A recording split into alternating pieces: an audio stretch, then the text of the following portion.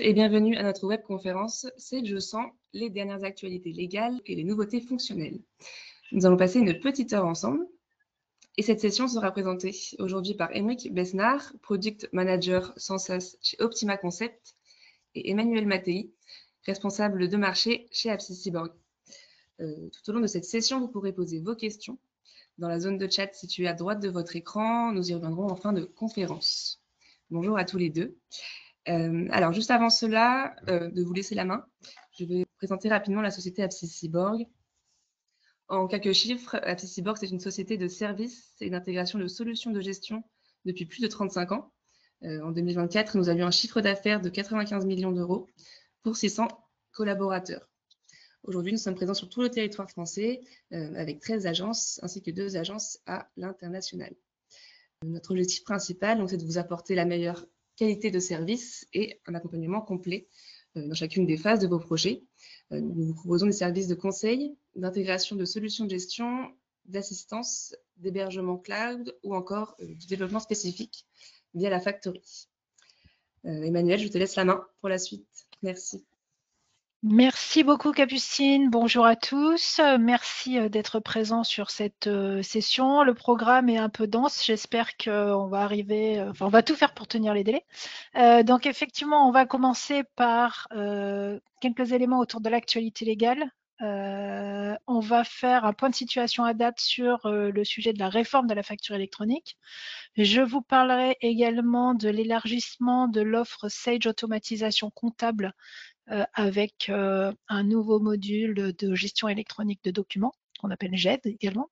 Et puis, je laisserai ensuite la main à Émeric, qui est donc avec nous aujourd'hui, pour nous présenter une nouveauté dans l'offre Sensas que je vous avais déjà présenté l'année dernière. Allez, ce qui tourne autour de l'actualité légale et l'illustration dans les produits, ou en tout cas le focus dans les produits.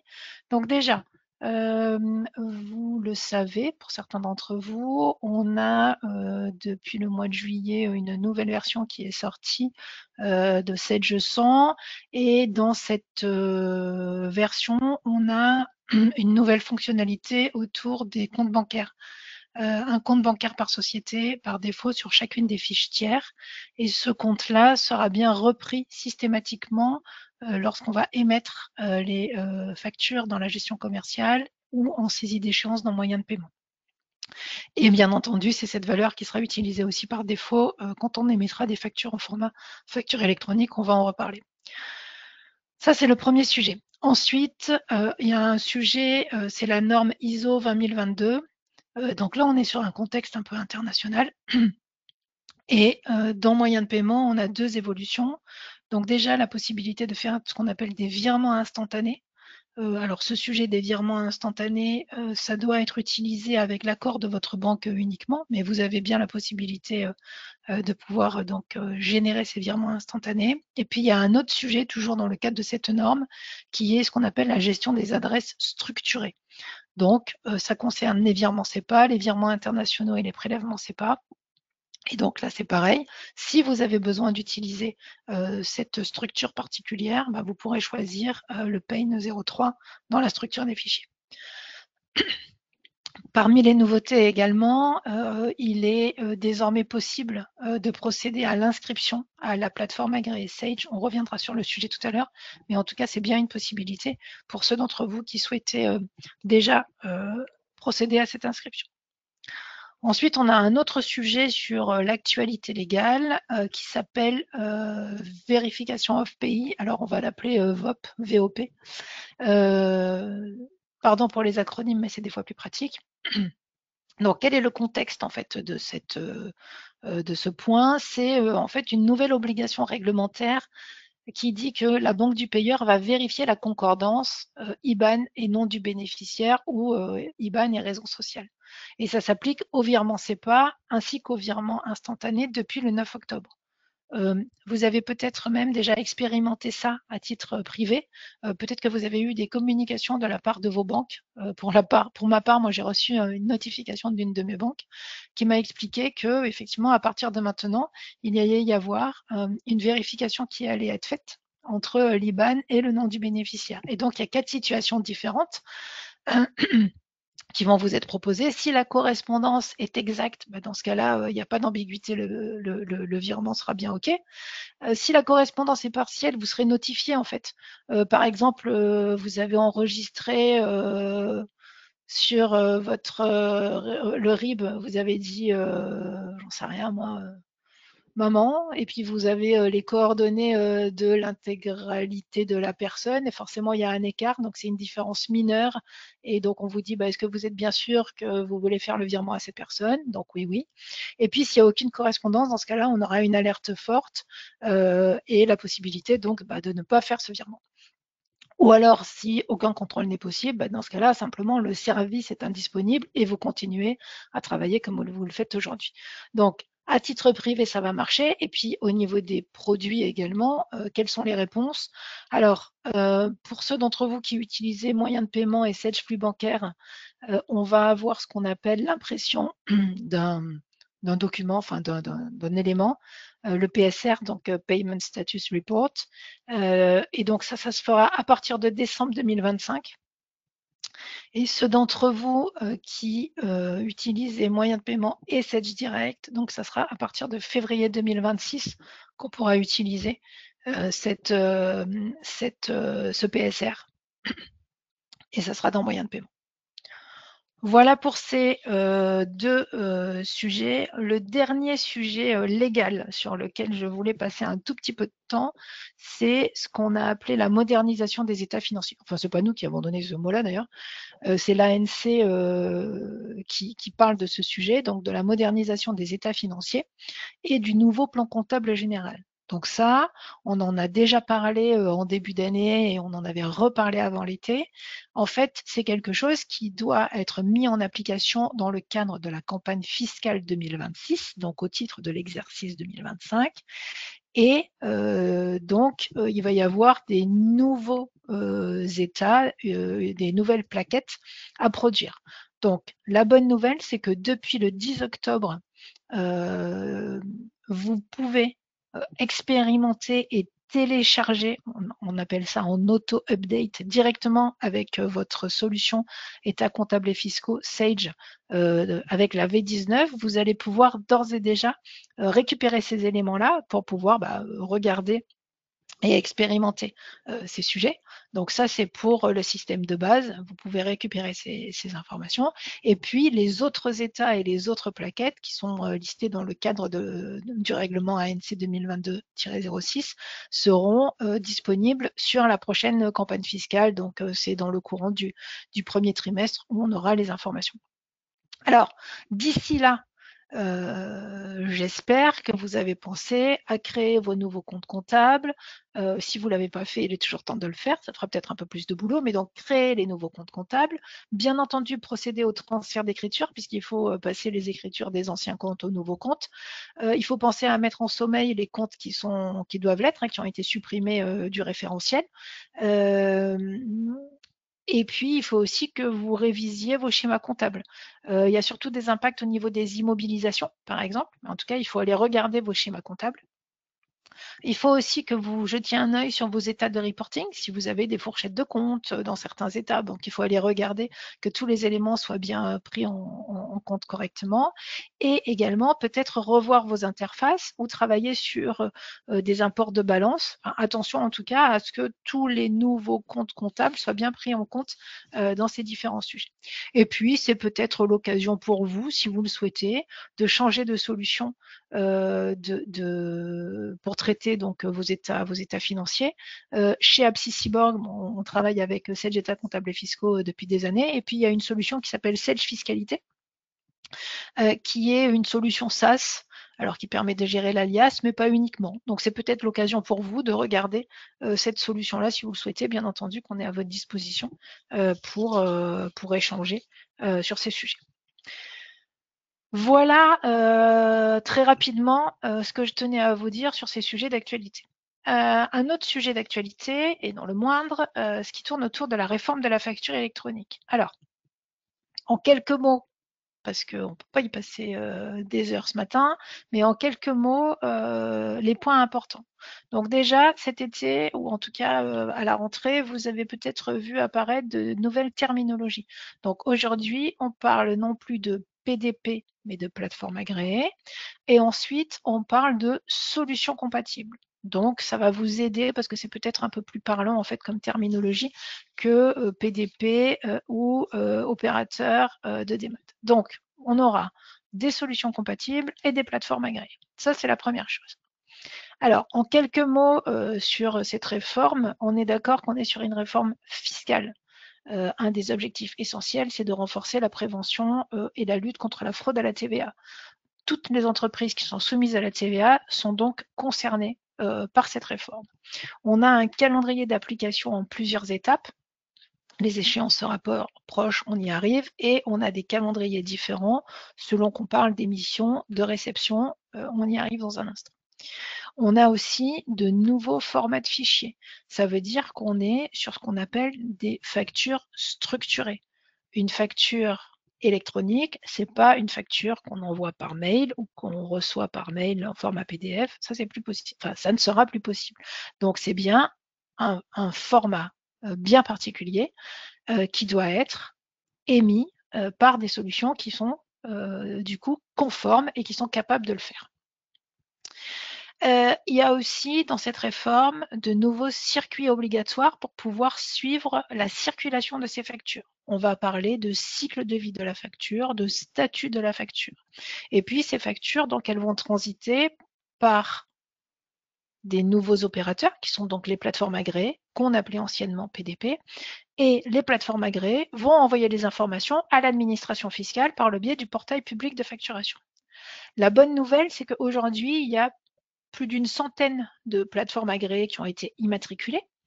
Et parmi ces plateformes agréées, Sage est plateforme agréée, Esker est plateforme agréée, Pennylane est plateforme agréée, tout un tas de plateformes agréées, donc plus de 100, ont été identifiées et vous allez pouvoir, du coup, en connaissance de cause, faire votre choix de façon assez légitime. Vous êtes équipé de cette leçon aujourd'hui. C'est plutôt, vous avez déjà fait une bonne partie de la démarche. On va y revenir. Dans le cadre de cette réforme, il y a deux sujets. Il y a ce qui tourne autour du e-invoicing et ce qui tourne autour du e-reporting.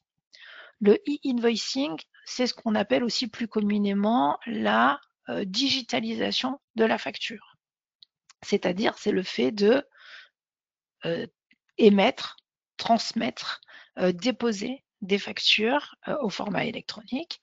Et ça concerne le B2B et le B2J, donc les échanges entre entreprises françaises et les échanges avec le gouvernement.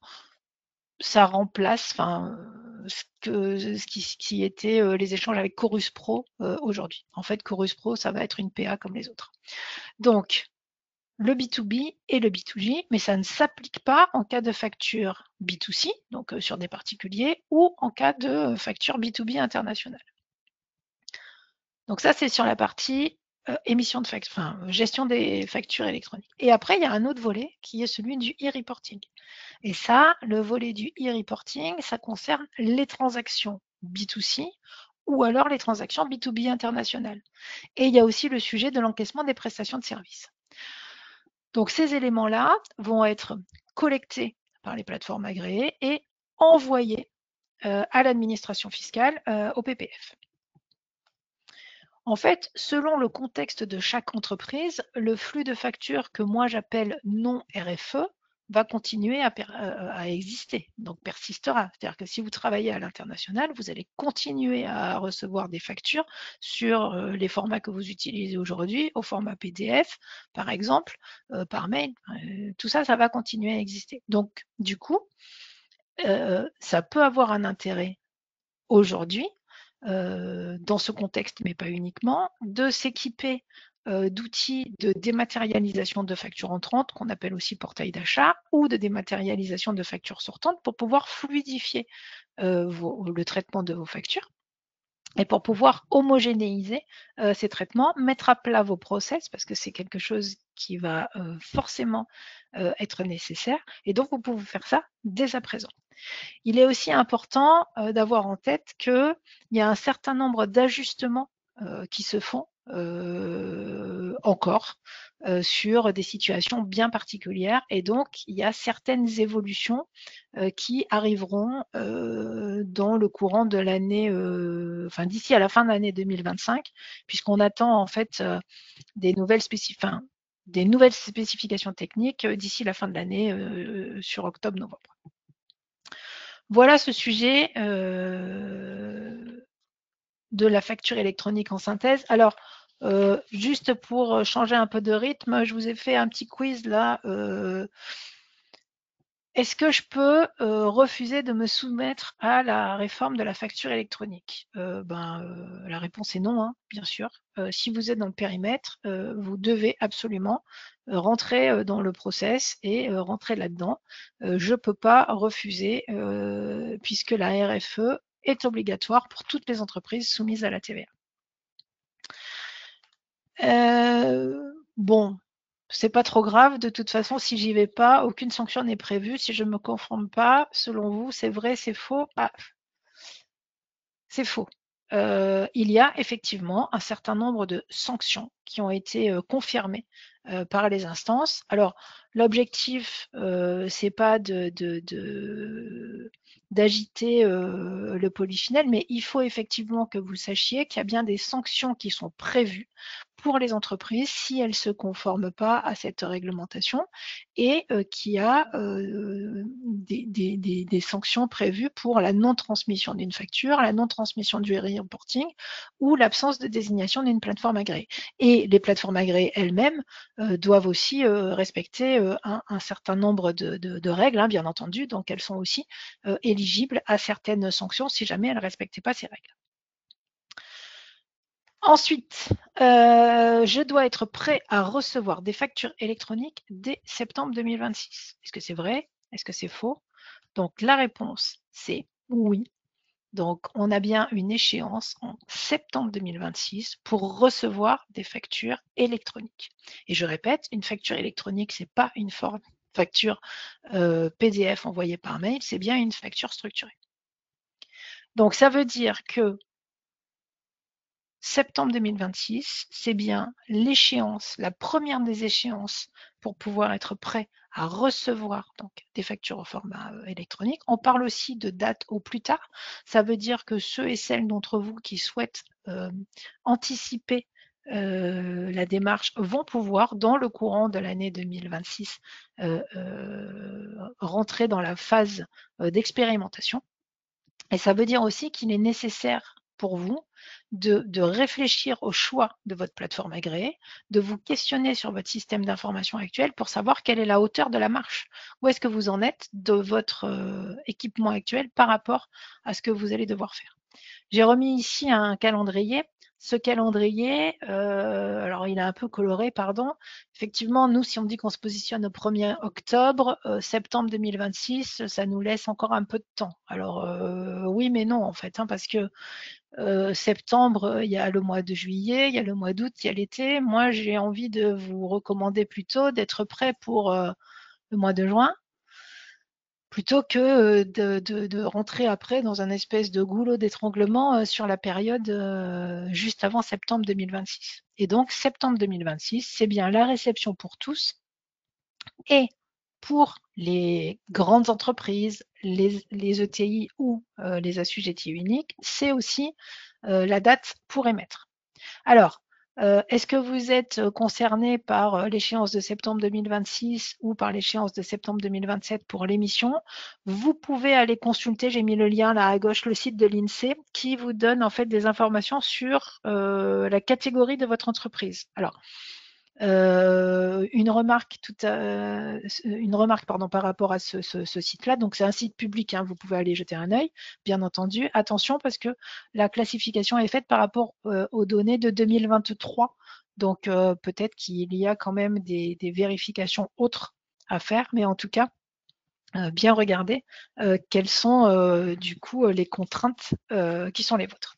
Nous, on est là pour vous aider, mais on ne pourra pas se projeter sur justement quel est le périmètre qui est le vôtre aujourd'hui.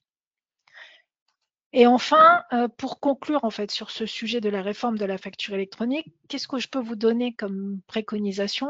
Donc, il y a des choses qui sont obligatoires et d'autres qui sont facultatives, qui seront là pour vous simplifier la vie.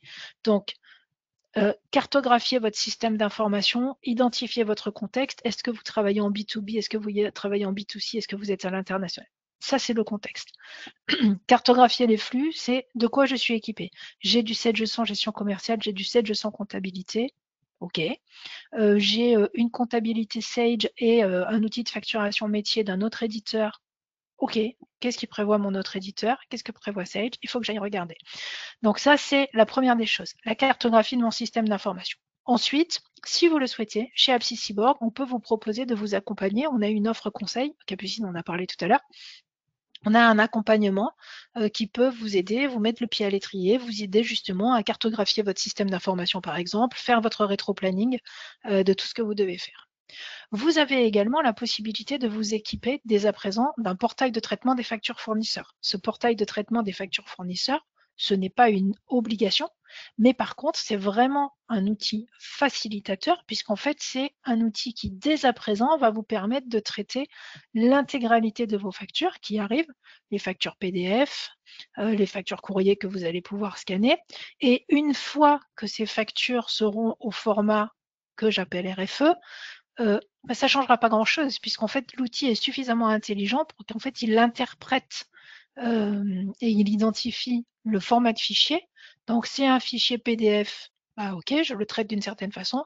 C'est un fichier RFE, je le traite d'une autre façon. Et donc ça, l'intérêt pour vous, c'est de digitaliser l'intégralité du traitement de vos factures, de mettre en place un processus de validation personnalisé ou des processus de validation personnalisés. Ensuite, concernant Sage, vous pouvez aussi vous équiper de l'outil qui s'appelle Data Clean and Control. Cet outil Data Clean and Control, pardon, il vous permet de nettoyer votre base de données parce que qui dit échange électronique dit aussi données propres. Si vous avez plusieurs fois la même fiche client, si vous avez plusieurs fois la même fiche fournisseur avec des numéros de sirène qui ne sont pas renseignés, etc., ça ne marchera plus, c'est pas possible. Donc, il faut nettoyer la base. Donc, Data Clean and Control va vous aider à faire ça. Et puis Data Clean and Control peut aussi vous aider dans un certain nombre d'automatismes qui sont proposés directement dans la compta ou dans la gestion commerciale pour traiter les factures au format RFE. Il faut aussi que vous vous penchiez très sérieusement sur la façon dont vous procédez aujourd'hui à la déclaration de TVA. Est-ce que c'est quelque chose qui nécessite beaucoup de retraitement manuel ou est-ce que vous avez déjà franchi le pas et est-ce que vous êtes sur quelque chose de très fluide et d'automatisé? Vous avez tout intérêt à vraiment mettre à plat ce process pour pouvoir tenter de fluidifier le plus possible et d'utiliser les outils qui sont à votre disposition dans la compta Sage par exemple. Le sujet des mises à jour de vos solutions Sage 100, c'est un sujet essentiel. Il faut effectivement que vous prévoyez régulièrement de faire vos mises à jour Sage 100. Selon les contextes, on a plus ou moins de boulot à faire, mais vraiment, il faut que vous ayez en tête que la mise à jour en dernière version fait partie des choses importantes à gérer. Et puis, je vous l'ai dit, il faut absolument choisir une plateforme agréée. Il vous en faut au moins une.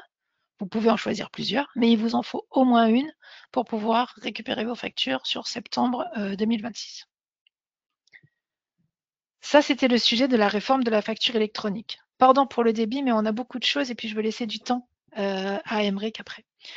Ensuite, un autre point sur lequel je voulais passer un petit peu de temps, c'est vous dire que Sage Automatisation Comptable, donc la solution, le portail de traitement des factures fournisseurs de Sage, s'enrichit d'une solution de gestion électronique de documents. Donc effectivement, l'idée, c'est de dire, profitons en fait d'une contrainte légale, cette réforme de la facture électronique, pour s'équiper d'une solution qui va nous simplifier la vie et nous permettre de digitaliser les éléments. Puisqu'en fait, aujourd'hui, Sage Automatisation Comptable, c'est une solution qui vous permet de gérer les factures fournisseurs. toutes les factures, j'insiste, les factures PDF, les factures que vous recevez par courrier, que vous scannez, et aussi des factures qui arriveraient déjà sur un des formats du socle RFE, UBL, FactureX ou C2I. Et donc, cette solution permet de traiter ce que je vous ai dit, circuit de validation digitalisé, une ventilation automatique à la ligne sur les factures RFE, permet de faire le rapprochement avec des commandes ou des bons de livraison que vous avez dans votre gestion commerciale, si c'est votre besoin, de consulter directement le document dans la comptabilité, d'archiver les factures. Donc ça, c'est le périmètre tel qu'il existe aujourd'hui de cette automatisation comptable. Demain, ça arrive, sur le mois de novembre, on va avoir 2 nouveaux modules, 2 nouvelles fonctionnalités. Une première qui va concerner la gestion électronique des documents, c'est la dernière ligne, c'est-à-dire de pouvoir traiter, classer, archiver des flux que vous ne gérez pas aujourd'hui dans cet outil, pour mettre en place des processus de validation particuliers.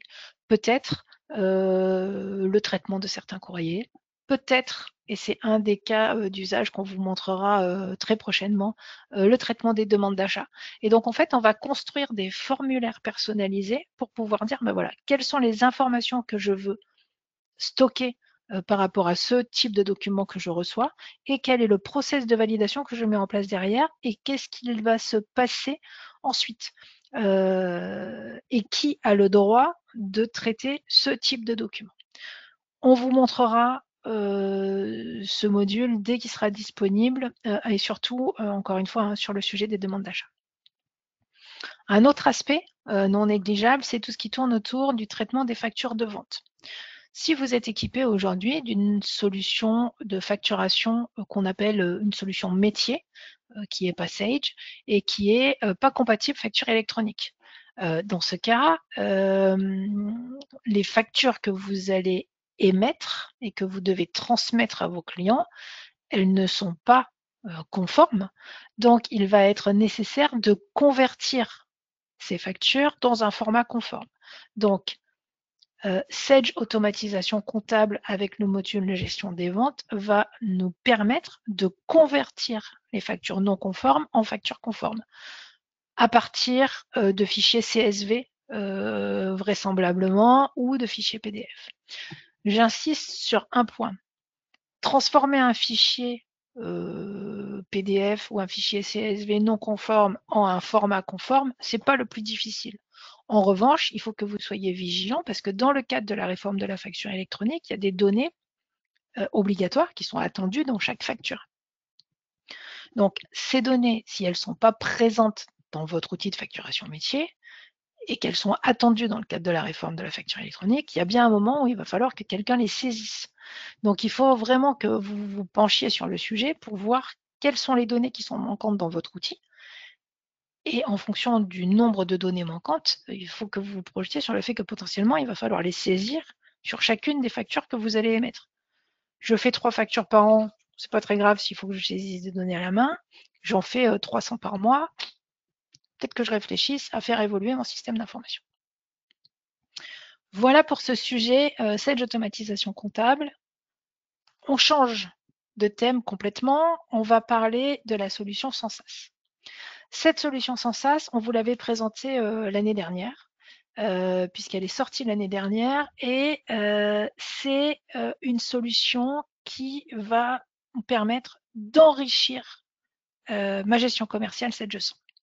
Donc c'est, enfin peut-être, on peut le dire comme ça, une solution en mobilité, puisqu'en fait c'est la possibilité d'exploiter les fonctionnalités essentielles de 7G100 dans une situation de mobilité. On est sur une solution SaaS, avec tout ce qui tourne autour de la sécurité des données, bien entendu. On est sur une solution en temps réel, où je vais aller consulter, écrire des informations dans 7G100. Je vais pouvoir exploiter les ventes avec, pour mes populations commerciales, par exemple, simplement mes propres clients, mes propres articles et bien entendu récupérer les informations qui sont gérés dans cette Je sens autour de la tarification des clients, de la tarification des articles, etc. Tous ces éléments-là restent gérés dans cette Je sens et je retrouve dans son sas l'exposition de ces informations. Je vais pouvoir saisir, je vais pouvoir transformer, je vais pouvoir consulter les éléments, je vais pouvoir dupliquer des documents également. Émeric va nous montrer quelques éléments dans un instant. Et donc, ça s'adresse à qui, je vous l'ai dit, aux populations commerciales, mais pas uniquement, parce que vous pouvez avoir des personnes qui sont comment dire, sur site et qui auraient accès simplement à un navigateur web et qui pourraient utiliser cette Je sens gestion commerciale au travers de Sensas. Et puis, on va le voir tout à l'heure, c'est aussi une solution que je vais pouvoir proposer à mes clients B2B directement. Un autre point, avant de laisser la main à Émeric, que je voudrais mettre en avant, c'est le fait que cette solution Sensas, c'est aussi une application mobile. Donc aujourd'hui, sur l'application mobile qu'on va qualifier de V1, déjà elle est disponible à la fois sur Google et sur Android, sur Google et sur iOS, j'ai dit 2 fois la même chose, pardon. Donc elle est disponible sur l'App Store et sur le Play Store. Elle existe en mode connecté et en mode déconnecté et elle permet donc une lecture directe des données. Donc vous avez ici quelques images des écrans qu'on va pouvoir visualiser. Et donc vous voyez que si vous avez mis les photos sur vos articles dans votre gestion commerciale, on va les récupérer ici. Et puis à partir du 2026, sur le premier trimestre 2026, on pourra aussi faire de la saisie directe avec cette application mobile. Et si vous voulez la tester, vous pourrez regarder et tester, créer un compte de démo directement sur le lien que je vous ai mis ici sur la présentation. Voilà sur tout ce que je souhaitais mettre en avant et les différents sujets. Et je passe la main à Émeric pour qu'il illustre les nouvelles fonctionnalités de Sensas.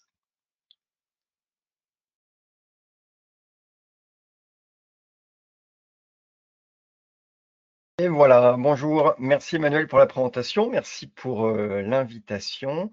Et effectivement, je vous invite, comme tu disais Emmanuel aussi, à vous connecter directement. On commence ici, si vous êtes sur le Play Store, donc là je suis sur un ordinateur, si vous avez sur le Play Store avec vos appareils Android, vous pourrez télécharger l'app Sensas de mobilité et vous tester, vous allez avoir la possibilité d'avoir une connexion de démonstration, tout simplement, pour pouvoir naviguer directement sur ce dossier. Ce sera écrit en bas, démonstration, vous laissez cocher, vous pourrez créer votre compte. Et si vous êtes sous Mac plutôt, ou sur vos iPhones, dans votre App Store, ici je suis sur un MacBook, donc vous aurez sur votre App Store ici, les apps pour iPhone et iPad, l'app Sensas, où c'est écrit très clairement Sensas dessus. Et je vous invite, et la première demande, effectivement, c'était cette première évolution, en disant, les clients qui sont déjà équipés, on connaît l'application web, comme vous l'avez ici à l'écran, avec n'importe quel navigateur, mais on aimerait bien aussi, quand nos commerciaux vont se promener, pour ainsi dire, sur le terrain, faire leur business, en fait, à un moment, il n'y a plus forcément de connexion. Donc, il y avait 2 demandes avec cette app Sensas, de dire, ce serait pas mal, si on est au bureau ou sur notre tablette ou sur notre écran, il y a cette application web, mais on aimerait bien avoir une ergonomie différente pour se connecter ici. Et effectivement, c'est en mode lecture pour commencer pour cette V1 et l'écriture, on y travaille déjà. Voilà pour cette première nouveauté, avec des améliorations d'ergonomie aussi pour faciliter la saisie à partir de tout début d'année prochaine, la saisie des documents de vente et pas seulement. En termes d'ergonomie, c'est ce que je vais vous présenter ici aussi. Donc, on va rester sur le profil représentant, un responsable des ventes, et on a ajouté, en fait, c'est la priorité des équipes Sensas de répondre aux demandes d'évolution des clients équipés, puis ceux qui veulent s'équiper, qui disent « c'est super, mais on aimerait bien ça en plus ». Donc, dès qu'on se connecte, il y a déjà un plus ici, Donc le commercial, le responsable commercial se connecte, il voit tout son portefeuille, son chiffre d'affaires, les livraisons, les factures, les attentes de règlement, donc de toute sa société, de tout son périmètre. Ici, on est sur un responsable qui voit toute l'activité. Chaque commercial pourra avoir sa propre activité. Ça, Emmanuel avait dû vous le présenter. On nous demandait plus de chiffres. Donc voilà, le nouveau tableau de bord optimisé avec plus de chiffres, complètement mis à jour dynamiquement en fonction des accès de l'utilisateur. Un commercial pourrait voir uniquement son chiffre. Ça existait déjà pour dire, tiens, je veux afficher telle ou telle année de manière dynamique. Et il y avait une demande récurrente. Voici première nouveauté, c'est dans mon tableau de bord. Ici, j'aimerais prendre en compte les chiffres qui m'intéressent plus précisément. Donc ça, c'est la première nouveauté ici avec un tableau de bord dynamique qui va nous permettre de voir son chiffre, le chiffre par famille, par souche, catégorie tarifaire, représentant et les tops. Donc les tops qui vont être enrichis là du top 10 des documents, des produits vendus, des top clients. Et comme je suis sur un profil représentant, pour l'instant, j'ai que ça. Et on verra à la fin, je vais garder jusqu'à la fin, qu'on va aussi avoir un dashboard des achats, si tant est qu'on ait droit aux achats. Mon représentant, ici, je vois qu'il a bien que les ventes. Grâce à ça, l'intérêt de la Sensas, donc c'est du web, et c'est de pouvoir naviguer quand même aussi avec autant de fluidité que sur la gestion co, de passer d'un devis à un client, etc. C'est l'exemple que je vais faire ici. Par exemple, je vais mon top 10 de documents et je sais que je vais voir que des devis. Donc, je vais utiliser les filtres pour aller encore plus vite. Et j'ai le premier document, ici, le devis numéro 30. Donc ça va nous permettre quoi? D'aller voir une deuxième grosse évolution qui est celle de l'ergonomie de saisie avec le crayon qui est ici. Et on a regroupé nos utilisateurs. Ce serait bien, mais on aimerait avoir une synthèse de tout ce qui est en tête de document ici et conserver tout ce qui est pied de document pour bien l'avoir à l'œil et continuer à garder le principe de saisie qui marchait très bien, c'est de pouvoir rajouter nos éléments, nos lignes là. Et jusque-là, c'est plutôt fluidifié. On a des alignements. Ça peut être des ajustements assez subtils, comme des alignements de fiches ici. Mais on va pouvoir aussi avoir nos articles, par exemple, de nomenclature. Si je prends une nomenclature ici, on va voir qu'on va commencer à avoir des nouveautés dans l'affichage. Donc ça, c'était déjà existant. Une nomenclature, choisis les quantités du composé, du composant. On les articles à conditionnement, avec le conditionnement par défaut, etc. Et on a changé ici l'ergonomie pour aller plus vite, pour que ce soit plus sympa à l'œil. La petite corbeille, il est passé à droite. On a ici le déplacement des lignes, qui est beaucoup plus fluide qu'avant, où on avait gardé le mode de gestion de la GESCOM de ligne par ligne. Non, là, on va pouvoir vraiment bouger les lignes directement et jouer avec les glossaires, de rajouter ici nos garanties d'articles, etc., de manière plus fluide, éventuellement les informations libres. Donc, c'est une optimisation des règles. Le bouton sous total, pareil. Donc, optimisation pour que ce soit encore plus dans l'air du temps et en réponse vraiment aux demandes de nos clients. Ajout du texte, etc. etc. L'entête, vous dites oui, mais si l'entête il est tout petit, est-ce que je peux tout mettre? Bah oui, c'est même plus clair, parce que c'est une des demandes même des utilisateurs, pas que de la Sensas, de la gestion co. Les utilisateurs Sage en général disent, bah, on aimerait en fait avoir toutes nos infos de l'entête de documents et que ce soit un petit peu plus net.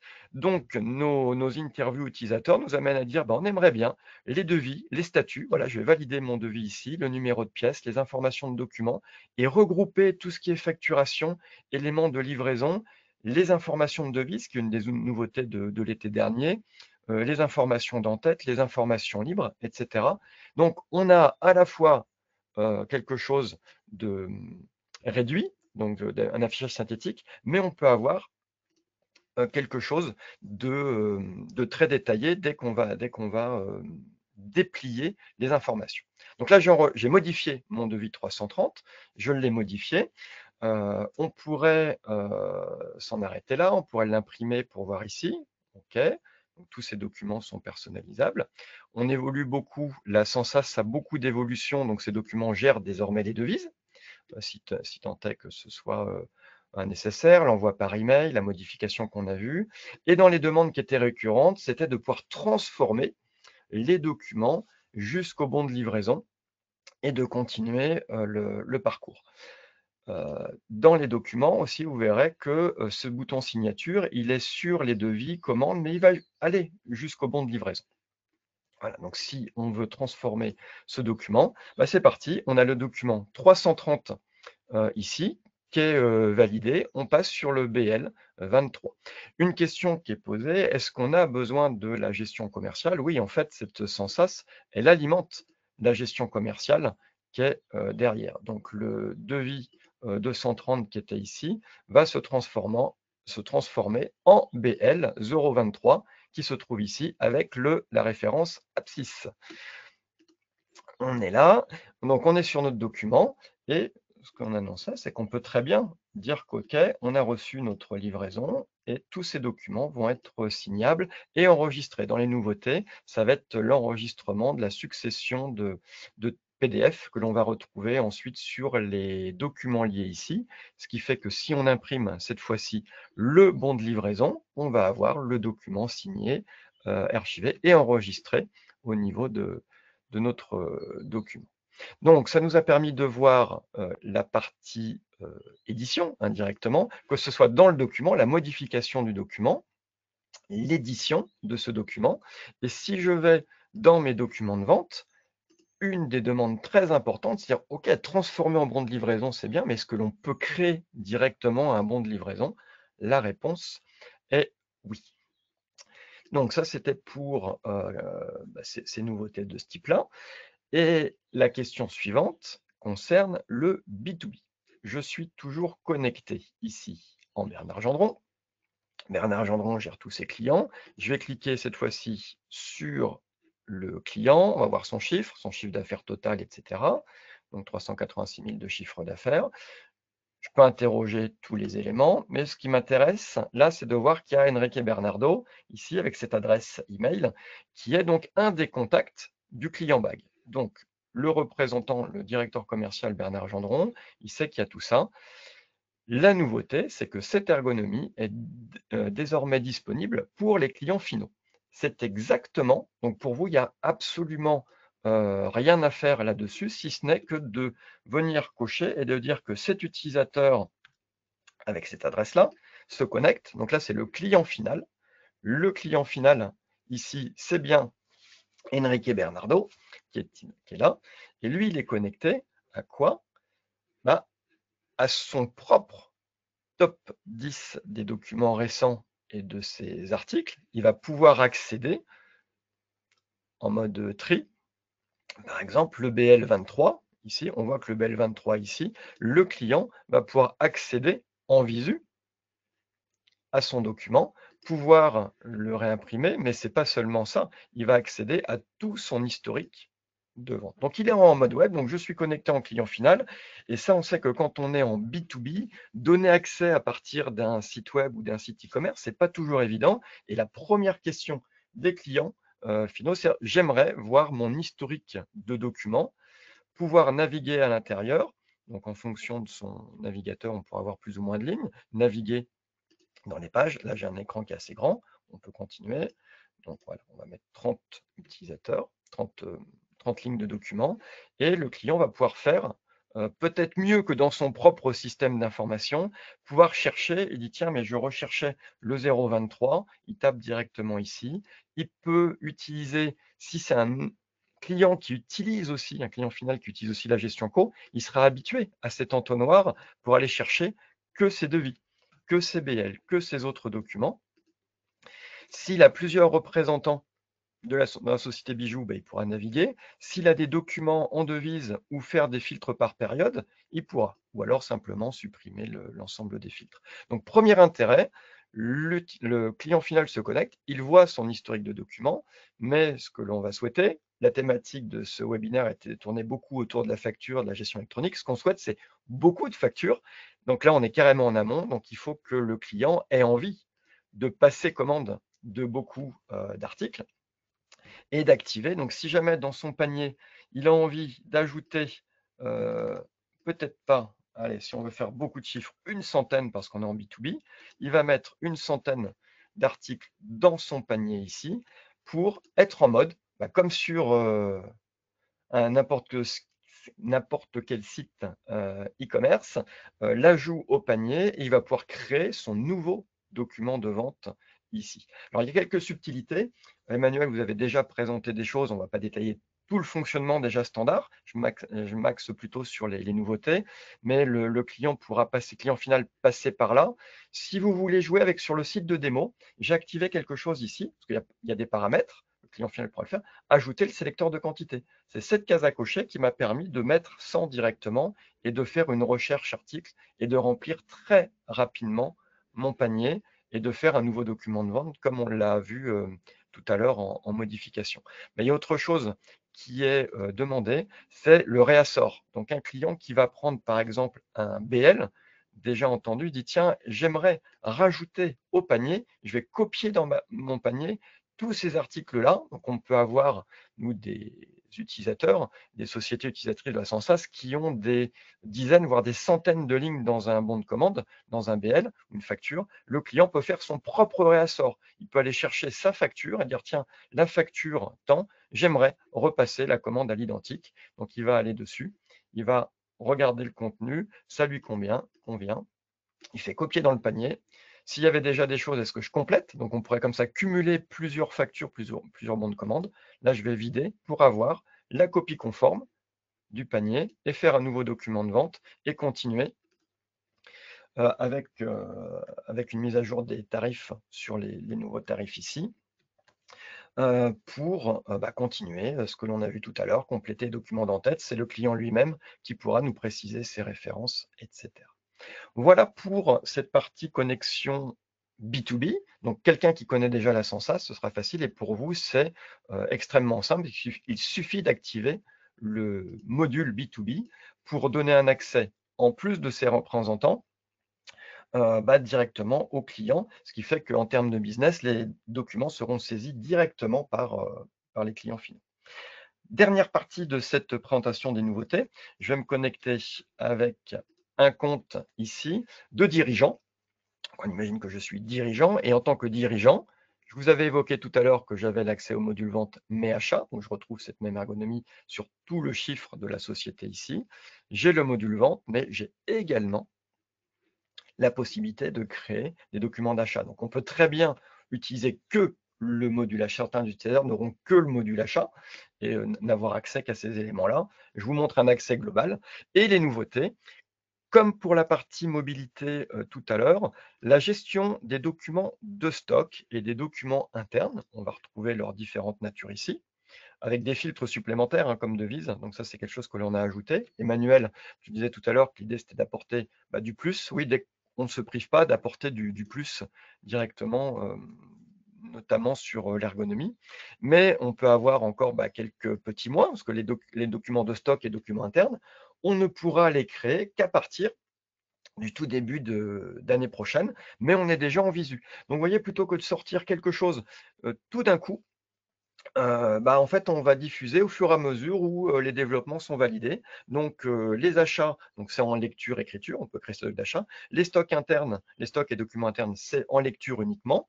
L'app mobile n'est qu'en lecture pour l'instant, et il faut nous laisser un petit peu de temps, un petit trimestre pour permettre en écriture.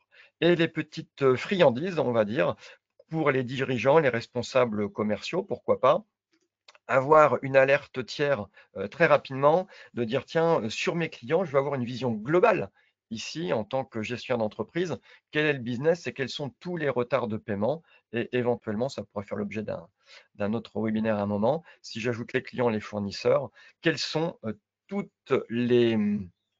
quel est l'impact sur ma trésorerie entre 7 millions d'euros de chiffre d'affaires client à recouvrer et de l'autre côté, moins 2 millions sur la partie fournisseur, j'ai 5 millions d'euros de trésorerie à récupérer en plus à venir. Donc, il faudra s'occuper de cela. Voilà pour cette partie présentation des nouveautés. Je vais te laisser conclure ou après je reste ici s'il y a des questions-réponses.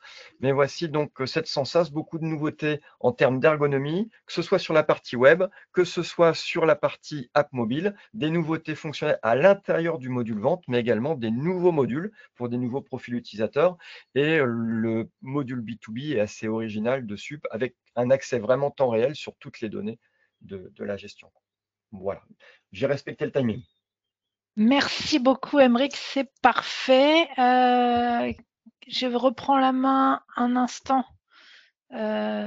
pour conclure. Capucine, ça arrive, merci. Je vous demande un tout petit instant. On y est. Vous devriez avoir mon écran, exactement. Donc en synthèse, à nouveau merci Emeric pour l'illustration de ces belles fonctionnalités. Et donc en synthèse sur les nouveautés qu'on va pouvoir mettre en avant dans ce module sans sas. Donc vous avez vu ce module B2B pour pouvoir donc donner directement accès à certains de vos clients à son propre environnement et pour qu'il saisisse lui-même ses propres commandes. Les modules achat, comptabilité et donc stock et documents internes qui arrivent. Ensuite, tout ce qui tourne autour de la gestion des devises, de la possibilité de transformer les documents directement en facture, de faire aussi directement des bons de livraison et de pouvoir également travailler sur les sujets numéro de série, numéro de lot, ce qui est assez attendu. Donc ça arrive courant novembre. La nouvelle ergonomie que Emeric a pu nous présenter en avant-première, donc ça c'est assez intéressant aussi. Encore une fois, on a hâte de pouvoir l'utiliser. Et également l'application mobile, donc iOS, Android, pareil, pour plus de mobilité, plus de souplesse au niveau de l'usage et étendre l'usage que vous avez aujourd'hui de vos solutions Sage, gestion commerciale, comptabilité, et puis peut-être dépoussiérer, redynamiser en tout cas l'usage que vous en faites aujourd'hui. Et vous avez vu qu'on est sur quelque chose qui évolue continuellement. Certains de nos clients qui sont équipés de Sensas avaient fait quelques suggestions à l'équipe d'Emeric il n'y a pas très longtemps et j'ai vu que ces évolutions ont été implémentées dans la solution. L'avantage, c'est que comme on est sur une solution SaaS, l'éditeur pousse au fur et à mesure les évolutions et vous avez donc tout le bénéfice de ces nouvelles fonctionnalités au fur et à mesure qu'elles sont mises à disposition. Je vais conclure sur cette présentation. Encore une fois, merci pour votre présence. Il y a eu une ou deux questions qui sont arrivées là, dont certaines où j'ai répondu directement. J'attends toutefois de voir si vous avez d'autres questions. Quoi qu'il en soit, si vous n'osez pas poser les questions directement dans le chat, si vous voulez qu'on discute ensemble de n'importe lequel des sujets qu'on a abordés aujourd'hui ou même d'autres, vous n'hésitez pas à prendre contact, vous contactez votre interlocuteur commercial habituel et puis on peut organiser des rendez-vous ensemble. Il n'y a aucun souci, c'est avec grand plaisir. Alors, je vais quand même répondre à une des questions qui m'a été posée, mais je vais peut-être répondre de façon globale. On m'a demandé si il fallait paramétrer dans Sage 100 quels étaient les clients qui étaient soumis, non soumis, etc. Donc, oui, je confirme, ça fait partie des éléments qu'il va falloir compléter au niveau des fiches tiers. Et ça fait partie des nouvelles zones qui ont été rajoutées à partir de la V10, me semble-t-il. Et donc, c'est aussi pour ça qu'on met en avant la nécessité de bien prévoir les mises à jour parce que justement, dans les nouvelles versions, il y a potentiellement des nouvelles zones qui sont des zones qui vont soit permettre à l'outil de se comporter en conformité avec ce qui est attendu dans le cadre de la réforme de la facture électronique, et générer ou pas une facture électronique, par exemple, selon que je m'adresse à un particulier ou selon que je m'adresse à une entreprise B2B France, ou alors également l'outil va être ou pas en capacité de construire une facture au format RFE.